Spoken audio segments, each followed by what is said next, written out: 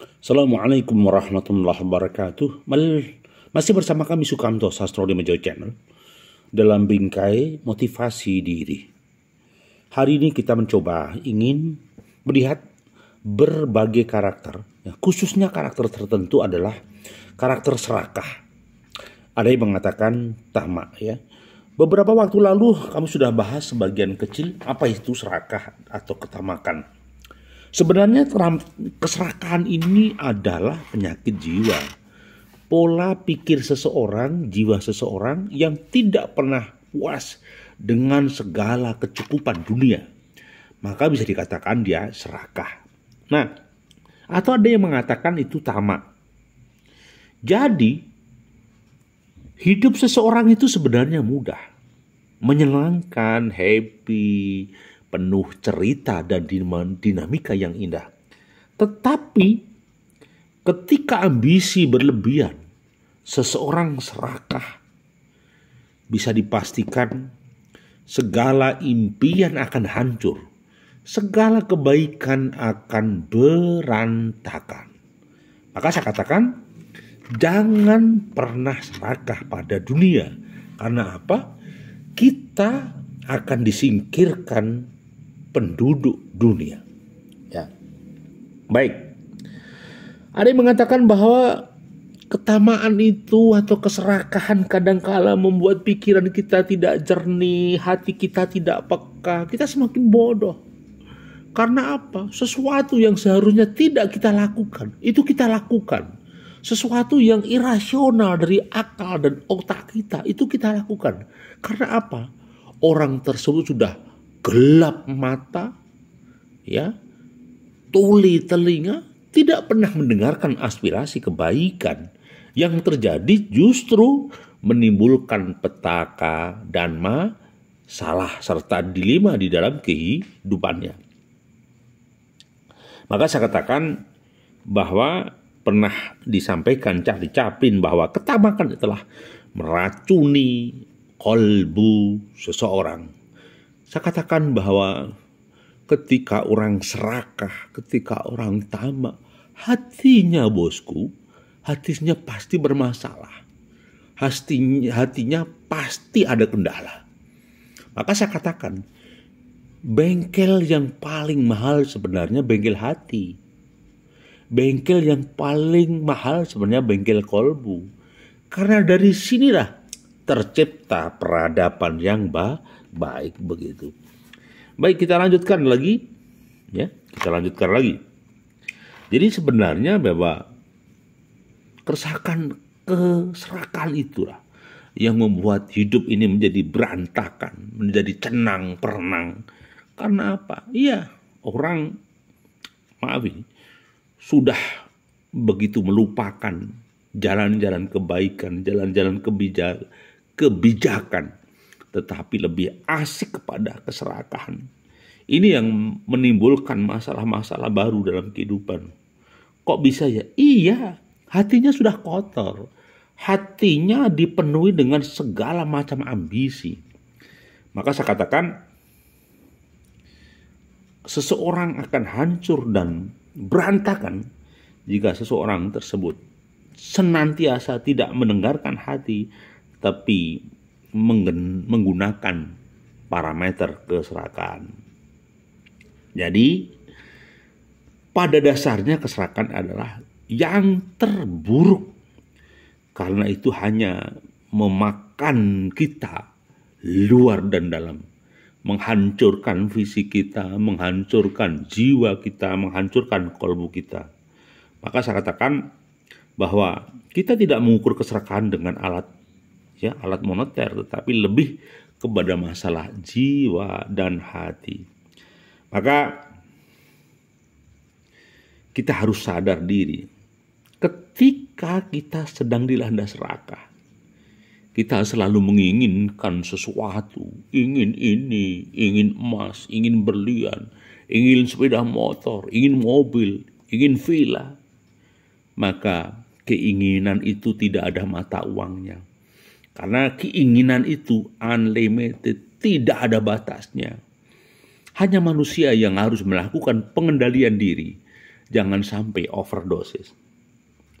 Maka apabila kita memasuki dunia serakah tadi, bisa dipastikan ya kita akan merasakan pergeseran jiwa, kita akan mengalami dinamika kolbu, kita sulit menerima kebahagiaan. Karena apa? Tadi. Ya. Maka sekali lagi, keserakahan adalah salah satu yang membuat seseorang itu menghancurkan peradaban, menghancurkan budaya, menghancurkan etika dan tata krama. Semuanya hancur. Kalau salah satu di antara kita terjebak ke sana, baik, lakukan nasihat, lakukan amar ma'ruf nahi mungkar. Bukan sekedar dipermalukan di medsos, jangan.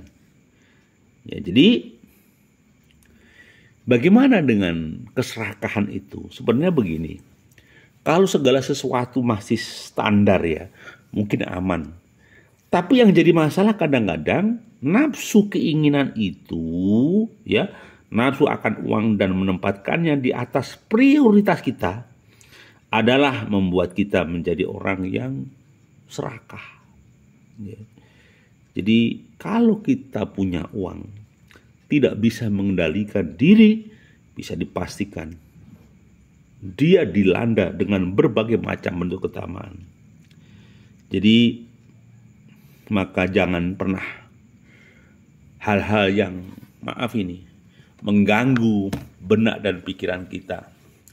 Jalani apa adanya, jalani sesuai dengan regulasi yang ada, sesuai dengan fitrah yang ada. Pasti akan lebih baik.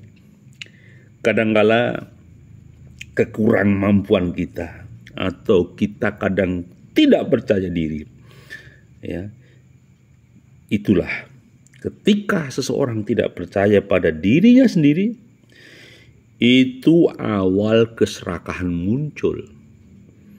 Ya, ketika orang merasa tidak mampu, maka keserakahan dirinya akan muncul. Maksudnya gimana sih? Kurangnya kemampuan atau kepercayaan diri pada diri sendiri ada awal dari keserakahan dalam dirimu. Kadang-kala ada yang nervous, ada yang bermasalah, ada yang tidak punya kepercayaan diri menghadapi manusia. Ini kadang-kala menjadi treatment kegagalan. Maka saya katakan harus jelas. Maka dengarkan suara di dalam otak kita, di dalam pikiran kita, di dalam angan kita, dan berhentilah bersikap ego terhadap segala sesuatu di dalam kehidupan ini. Maka sifat ego adalah individualistik, sifat yang tidak mau kerjasama, saling mendendam. Ini yang jadi masalah. Maka saya katakan jangan pernah ada dendam. Cermati satu persatu. Tidak ada malapetaka yang lebih buruk daripada keinginan untuk memiliki segala sesuatu yang pernah ada. Jadi kenapa sih keinginan manusia itu tidak pernah berhenti? Keinginan manusia itu berhenti setelah ada patok kematian. Maka saya katakan sudah nikmati saja hidup ini. Kita nggak ngerti wallahu alam bishawab. Kehidupan kita datang kayak apa, pergi kayak apa, kita tidak tahu. Tetapi yang terpenting hari ini kita berproses. Jadi tidak ada bencana yang lebih besar daripada orang-orang yang, daripada orang baik yang berubah menjadi monster ego karena kehidupan sekarang. Jadi begini, bencana alam itu dahsyat. Bagi perilaku mukmin, tidak ada bencana yang lebih menyakitkan daripada orang baik yang berubah menjadi monster egois. Jadi ketika seseorang itu sudah ego, pokok men, nek gelem ya melu, ini menjadi masalah. Maka saya katakan haruslah melatih agar ego kita tidak menjadi masalah begitu. Yang kemudian berikutnya, ada dua orang yang kadang-kala itu ada di antara kita misalnya tidak pernah puas dengan pencapaian yang ada. Kami ulangi, banyak yang tidak puas dengan pencapaian yang ada. Artinya apa? Kehidupan masih berjalan apa adanya, biarpun sekali tempo mungkin ada kegiatan kecil di luar. Jadi keserakahan adalah kanker yang akan membuat negara besar pun jatuh dengan sendirinya. Kami ulang, ketamakan adalah seperti kanker yang kronis, akan membuat Indonesia tercabik-cabik. Gitu. Jadi keserakahan adalah iblis yang gemuk dengan mulut kecil. Apapun yang kita berikan, ya, yang tidak pernah cukup. Kenapa begitu? Ya, serakah. Jadi serakah itu tidak akan memuaskan jiwa. Karena keserakahan hanyalah kepentingan yang terjadi. Maksudnya gimana? Ya sudah. Maunya di mana? Apakah mau dipasang di tempat lain ataukah bagaimana? Jadi keserakahan adalah jurang maut yang melelahkan orang dalam upaya tanpa akhir untuk memuaskan kebutuhan tanpa pernah mencapai kepuasan. Jadi keserakahan adalah jurang yang maut, meletihkan, capek, ya, melelahkan orang dalam upaya tanpa akhir untuk memuaskan kebutuhan tanpa pernah puas. Jadi orang yang tamak memang tidak akan pernah puas dalam kehidupannya. Kita mensicir pendapatnya Mahatma Gandhi. Ada kecukupan di dunia untuk kebutuhan manusia, tetapi tidak untuk keserakahan manusia. Ini prinsipnya Bapak Mahatma Gandhi. Jadi dunia ini luas, cukup Pak. Yang tidak cukup adalah keinginan manusia. Ya, sekali lagi harus perlu dicermati. Baik, itu kawanku, jadi sekedar catatan permenungan bahwa keserakahan adalah kurangnya kepercayaan diri terhadap kemampuan sendiri untuk berkreasi. Ya, sedangkan ada garis yang sangat tipis antara mencintai kehidupan dan menjadi tamak karenanya. Maka perlu dicermati. Nafsu dan keserakahan lebih mudah tertipu daripada kepolosan. Maka polos boleh, tetapi tetap cermat dan hati-hati. Tidak ada bencana yang lebih besar dari keinginan yang berlebihan. Tidak ada rasa bersalah yang lebih besar daripada ketidakpuasan. Dan tidak ada bencana yang lebih besar daripada keserakahan. Semoga kita termasuk tipe yang tidak serakah. Di usia kita yang semakin senja, kita harus berpendapat bahwa uang akan melakukan segala sesuatu.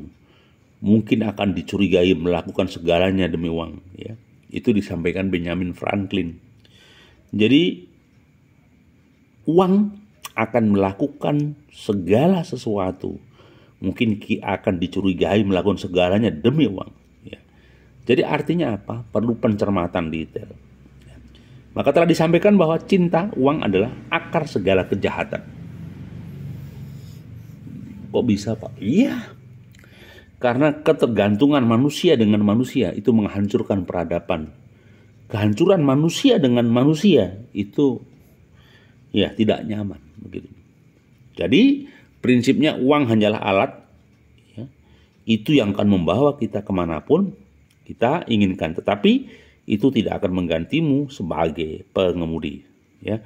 Artinya uang hanyalah alat. Itu akan membawa kita kemanapun kita inginkan. Tetapi itu tidak akan menggantimu sebagai pengemudi. Paham ya? Artinya ini pakai ya armada.